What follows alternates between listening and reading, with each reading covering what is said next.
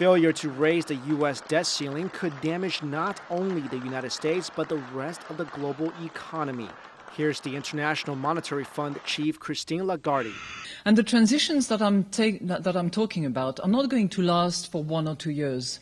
They're going to probably last at least a decade, if not longer. They're different also because they're not just national transition that would follow national crisis. We have seen a global crisis, and we will be seeing global transitions. So we are probably moving from the Great Depression, from the Great Transition. The new rules are changing the economics of banking, and banking will probably change.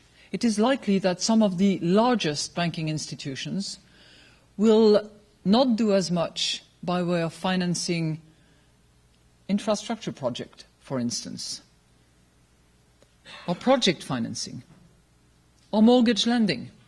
And it's very likely that the footprint of those international banking institutions will change. We're seeing that at the moment.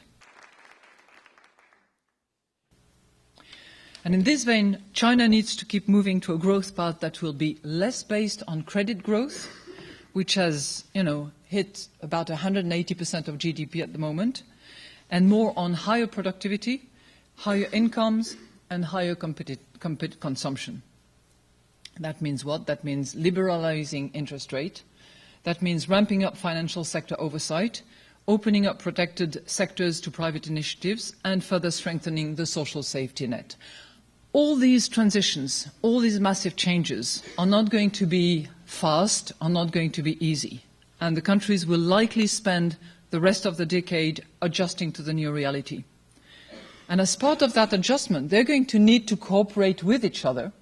They're going to need to cooperate with other economies as well, because there are some spillover effects from one domestic set of policies to other regions of the world.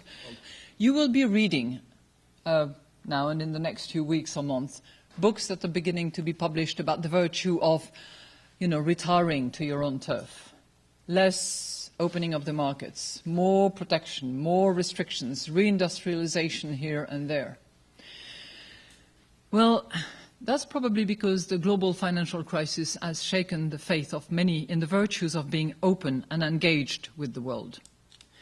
Now, if we manage these transitions well, in the best possible way, it will demonstrate the benefits of interconnectedness, which have been enormously beneficial so far. The reason why so many people have been lifted out of poverty in the low-income countries, the reason why those low-income countries will be the frontier economies of tomorrow is precisely because of the openness of those markets, because of the openness of trade, because of the liquidity and the fluidity of movements.